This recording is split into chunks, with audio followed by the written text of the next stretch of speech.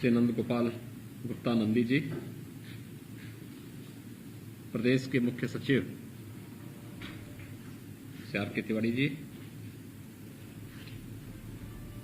अपर मुख्य सचिव अवस्थापना एवं औद्योगिक विकास श्री अरविंद कुमार जी, अपर मुख्य सचिव सिंचाई एवं जल संसाधन श्री टी वेंकटेश जी,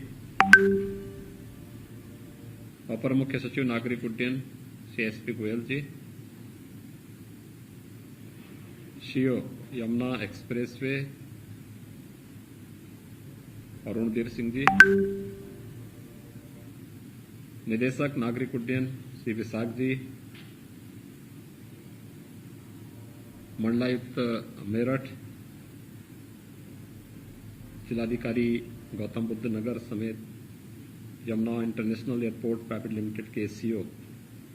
समेत सभी उपस्थित अधिकारीगण, मुझे बहुत प्रसन्नता है कि जेवर एयरपोर्ट का कार्य कोरोना महामारी के बावजूद समयबद्ध ढंग से आगे बढ़ रहा है।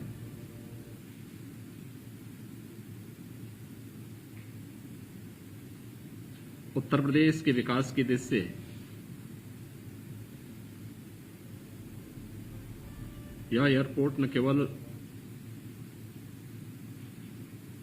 उत्तर प्रदेश वासियों के लिए एक मील का पत्थर साबित होगा, अपितु आदरणीय प्रधानमंत्री जी की मंशा के अनुरूप देश के अंदर आबादी के हिसाब से सबसे बड़े राज्य उत्तर प्रदेश के अंदर एयर कनेक्टिविटी को और बेहतर करने, राष्ट्रीय और अंतर्राष्ट्रीय उड़ानों की दिशा से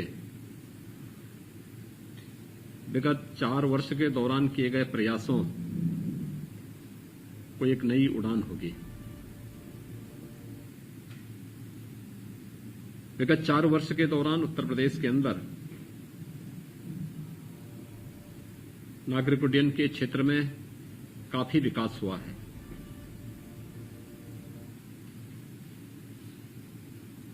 2017 तक उत्तर प्रदेश के अंदर मात्र 4 एयरपोर्ट फंक्शनल थे। उनमें भी ईमानदारी से 2 एयरपोर्ट में ही वायु सेवा चल पाती थी, जिनमें प्रदेश की राजधानी लखनऊ और वाराणसी।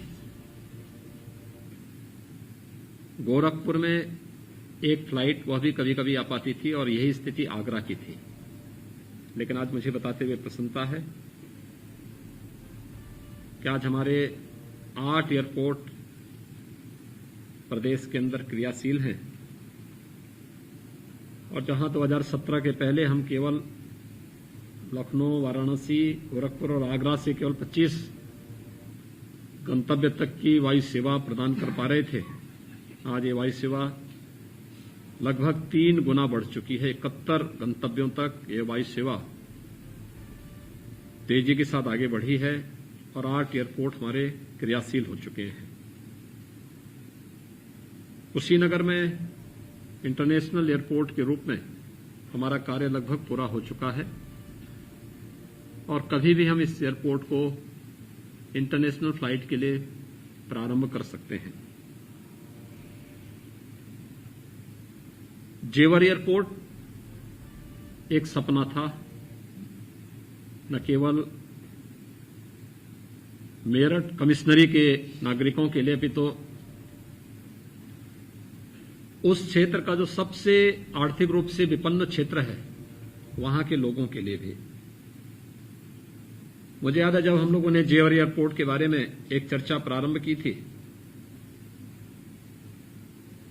लोगों में एक सकारात्मक संदेश तो गया था, लेकिन वहां पर उसी तर्ज पर काफी बड़ी मात्रा में वही लोग फिर से सक्रिय हो गए थे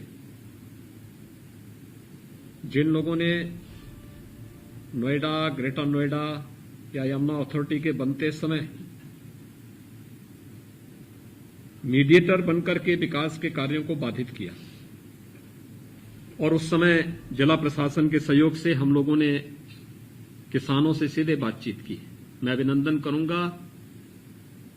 जेवर एयरपोर्ट के अंतर्गत आने वाले उन सभी गांवों के किसानों का, जिन्होंने हमें लोकल प्रशासन के साथ मिलकर भूमि अधिग्रहण की दिशा से सकारात्मक माहौल बनाने में योगदान दिया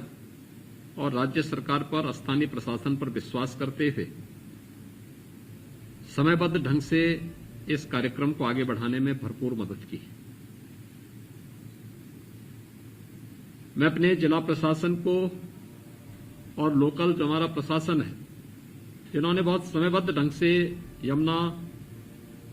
एक्सप्रेसवे अथॉरिटी के साथ मिलकर के इस कार्यक्रम को बेहतरीन तरीके से आगे बढ़ाने का कार्य किया। हम सब जानते हैं कि विगत 16 महीनों से पूरा देश और पूरी दुनिया कोरोना महामारी को जूझ रही है, लेकिन उस सबके बावजूद चरणबद्ध ढंग से न केवल भूमि अधिग्रहण की कार्रवाई और विस्थापन के साथ साथ पुनर्वास की कार्रवाई को व्यवस्थित रूप से संपन्न किया गया है और बिना किसी विवाद के। अन्यथा ये वही क्षेत्र था जहां पे गोलियां चलती थी। न केवल कानून व्यवस्था की भीषण संकट खड़ा होता था, बल्कि बड़े बड़े आंदोलन भी होते थे। लेकिन आज कितना शांतिपूर्ण तरीके से एक बहुत बड़े प्रोजेक्ट को लेकर के वहां पर राज्य सरकार सफलतापूर्वक आगे बढ़ रही है। इसका उदाहरण जेवर एयरपोर्ट का आज का यह लीज एग्रीमेंट और शेयर होल्डर एग्रीमेंट का एक कार्यक्रम जो आज संपन्न हुआ है, इस बात को प्रदर्शित करता है कि सारे कार्यक्रम व्यवस्थित रूप से एक अच्छे माहौल में आगे बढ़ रही हैं। और मैं चाहूंगा कि बाकी अन्य औपचारिकताएं जो भी हैं, इन कार्यक्रमों को हमें व्यवस्थित रूप से आगे बढ़ाना चाहिए। जेवर एयरपोर्ट हमारे लिए भविष्य की उन संभावनाओं को आगे बढ़ाने का एक बेहतरीन माध्यम है, जो उत्तर प्रदेश के विकास को और आदरणीय प्रधानमंत्री जी के उत्तर प्रदेश 2024 तक $1 ट्रिलियन की इकोनॉमी के रूप में आगे उभरे, उन संकल्पों को एक नई उड़ान देने का एक बेहतरीन डेस्टिनेशन जेवर एयरपोर्ट बने,